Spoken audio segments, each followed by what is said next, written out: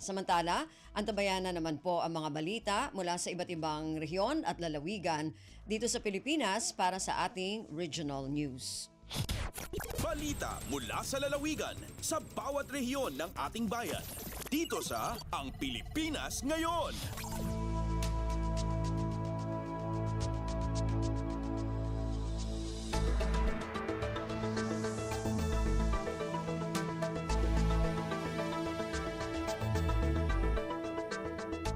Tumako na tayo sa ating regional news. Unahin natin ang mga balita mula sa rehiyon ng Luzon.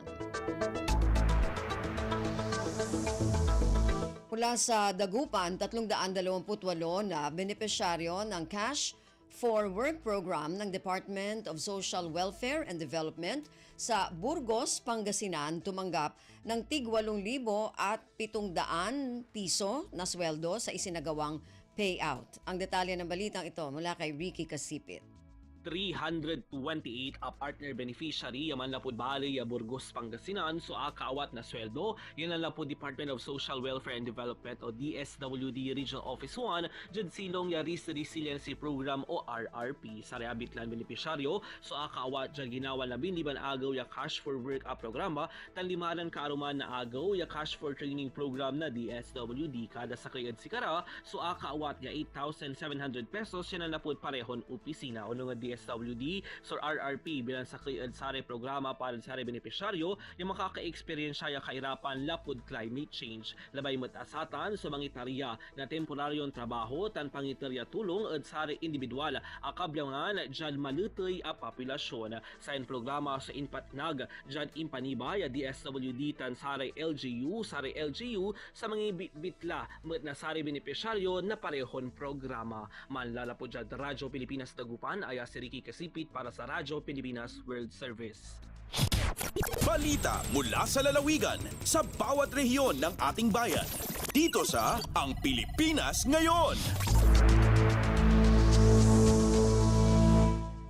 Maraming salamat, Ricky. Yan ang ulat mula sa Dagupan. Samantala, dumako naman tayo sa Bontoc, Department of Agriculture sa Cordillera nakahanda sa panahon ng La Nina. Ang detalye ng balitang ito mula kay Donna Kawis Balyo. Nakasagana ti Department of Agriculture Cordillera wenno DA-CAR iti panagsangbay ti La Nina. Kas panagsagana ti ahensya na activate ti Disaster Risk Reduction Management Emergency Operation ken Action Centers ti ahensya tapno matutukan dagiti production areas ang mabalin maapektaran iti landslide ken flooding. In padamag daytoy ni DA Regional Technical Director for Operations Engineer Danilo Dagio iti programa ti Radyo Pilipinas ken DA nga usapang agrikultura idi kalman. Kang runaan na inbaga ni Dagyo nga addan nakasagana nga pini ti mais, pagay, nateng ken abono no kas pangarigan dumteng ti panawen ti La Nina iti rehiyon Cordillera para kadagiti mannalon tapno makamula damanen adagos. Inbaga ni Dagyo nga ita 2024 addan interventions ken projects ti DA a nakasagana ama ited kadagiti farmers kas ti post-harvest facilities, dryers ken panangisayangkat iti kadiwa tapno maidanon ti rumbeng a suporta kadagiti apektado a mannalon. Addanto kunana ti taripnong ti DA ti LGUs ken mannalon tapno maipakaammo no anya dagiti rumbeng nga aramidenda. Narpos na Bontoc, Donna Kawisbalyo para sa Radyo Pilipinas World Service. Balita mula sa lalawigan sa bawat rehiyon ng ating bayan. Dito sa Ang Pilipinas Ngayon.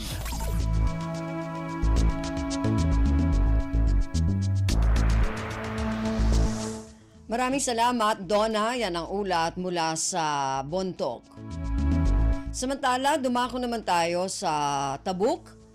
AA type slaughterhouse ng lokal na pamahalaan ng Tabuk, binisita ng Regional Director ng National Meat Inspection Service o NMIS. Ang detalye ng balitang ito mula kay Renzi Roaquin.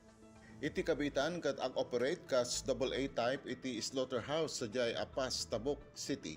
Dahiti tinpakamo ni City Mayor Darwin Estraniero iti grupo dagiti nagapo manipod National Inspection Service Cordillera ngayon dauluan ni Director Domingo Bartolome Gonzaga. Ima iti grupo da Gonzaga tapno i-follow up iti addang panagbaling nga pagpartiyan iti nangat-ngato nga level wenno AA type.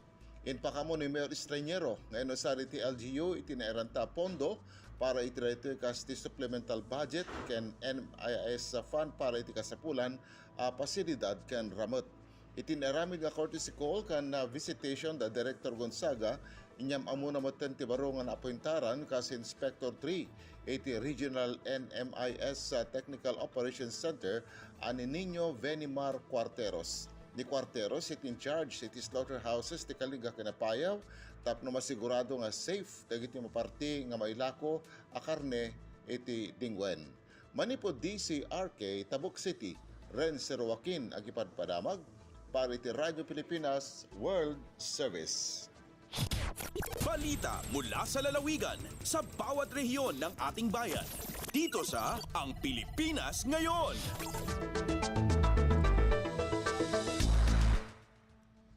Maraming salamat, Renzi, ang ulat mula sa Tabuk. Samantala, dumako naman tayo sa Lucena, halaga ng food and non-food items at financial assistance na naihatid ng Department of Social Welfare and Development sa mga naapektuhan ng bagyong Aghon sa Calabar Zone, umabot sa mahigit 21 milyong piso. Ang detalye ng balitang ito mula kay Tom Alvarez. Umabot sa 21 million pesos ang halaga ng food and non-food items at financial assistance ang naihatid ng DSWD sa mga naapektuhan ng bagyong Aghon sa Calabar Zone. Sa paipanayam ng Radyo Pilipinas Lucena kay DSWD 4A Regional Director Barik Chua, ay sinabi niyang ito ay naisakatuparan sa pamamagitan ng kanilang programang Disaster Response Programs and Services. Ang programaan nila ay nagbibigay ng relief at recovery assistance sa mga pamilya at komunidad na naapektuhan ng disasters sa rehiyon. Aniya, ayon sa batas sa mga lokal na pamahalaan, ang pangunahing ahensya ng tutugon sa panahon ng mga sakuna at ang mga serbisyong hatid ng DSWD na may kinalaman sa disaster ay dagdag ng suporta o tulong sa mga LGU. Mula sa RP1 Lucena, ito si Tom Alvarez para sa Radyo Pilipinas World Service. Balita mula sa lalawigan sa bawat rehiyon ng ating bayan. Dito sa Ang Pilipinas Ngayon. Maraming salamat, Tom. Yan ang ulat mula sa Lucena at kabuang ulat mula sa rehiyon ng Luzon. Samantala, dumako naman tayo sa rehiyon ng Kabisayaan mula sa Calbayog. Calbayog City Veterinary Office nagsagawa ng orientation on sustainable livelihood programs. Ang detalye ng balitang ito mula kay Suzette Pretencio. Nagdumara ang Calbayog City Veterinary Office komobaton sa imbitasyon sa 43rd Infantry Battalion sa Orientation and Sustainable Livelihood Programs sa diri pala maihang nga panahon sa Barangay Dawo Covered Court nga kundiin ginatinderan ini sa mga organisasyon tikang sa mga Barangay Dawo, Makatingog ug Bayo.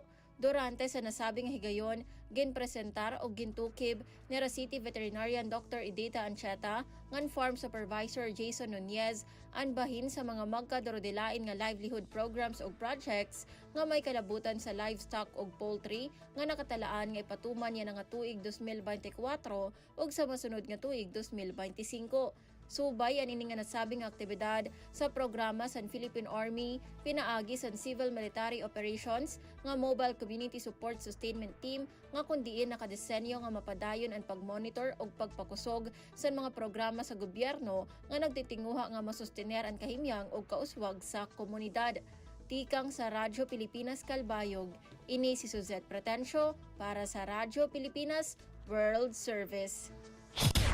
Balita mula sa lalawigan sa bawat rehiyon ng ating bayan. Dito sa Ang Pilipinas Ngayon.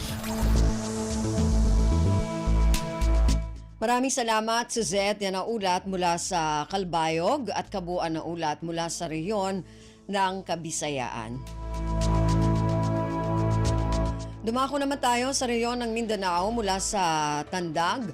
Local social pension payout para sa mga person with disability o PWD sa lungsod ng Bislig isasagawa. Ang detalye ng balitang ito mula kay Raymond Aplaya. Nakatakdang ipahigayon sa syudad sa Bislig ang laing hugna sa local social pension payout alang adto sa mga persons with disability o PWDs. Pangunahan ang mga aktibidad sa lokal nga panggamhanan pinagi sa Local Social Pension Program for Persons with Disability Affairs Office. Ipahigayon kini sa malabot nga Hunyo 20 nining tuiga dito sa Bislig City Cultural and Sports Center. Nasairan nga mokabat sa 1,670 beneficiaries gikan sa nagkadayang barangay sa mong syudad ang nakatakdang mahatagan og tig 1,500 pesos nga cash assistance alang sa second quarter payout. Subay niini mokantidad sa 2,505,000 pesos ang pondo nga gitagana sa LGU alang sa maong payout. Gikan sa Radyo Pilipinas Tandag, kini si Raymond Aplaya alang sa Radyo Pilipinas World Service. Balita mula sa lalawigan sa bawat rehiyon ng ating bayan. Dito sa Ang Pilipinas Ngayon.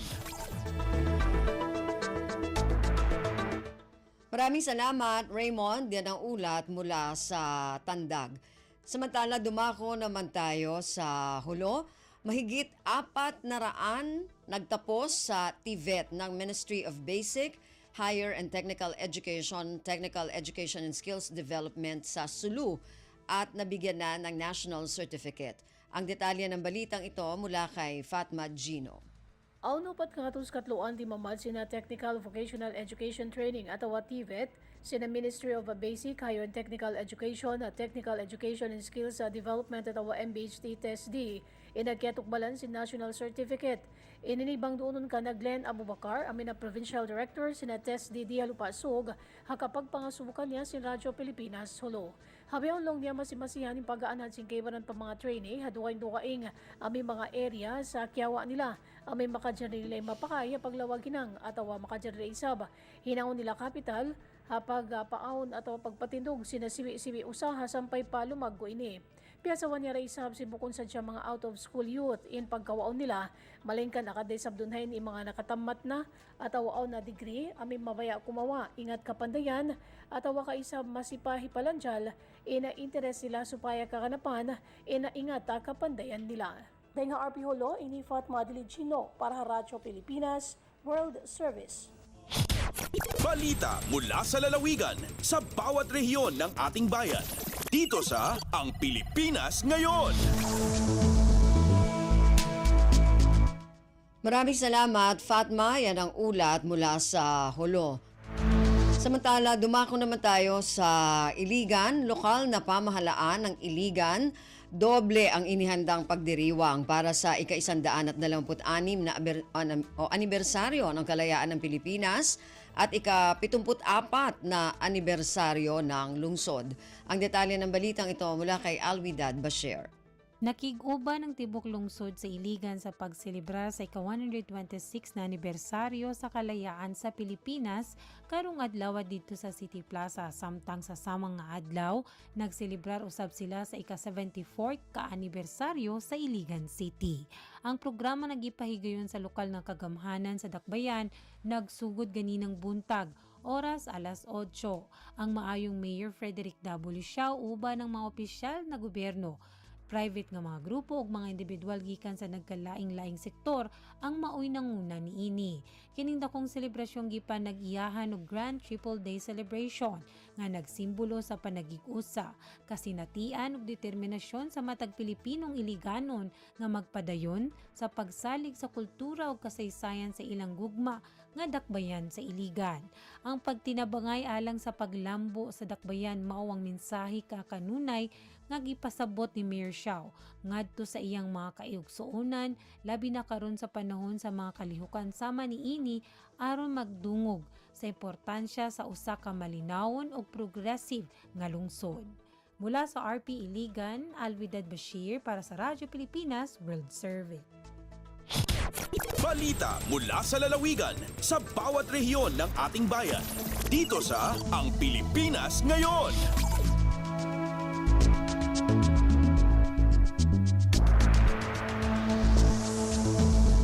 Maraming salamat, Alwidad. Yan ang ulat mula sa Iligan at kabuuan na ulat mula sa rehiyon ng Mindanao.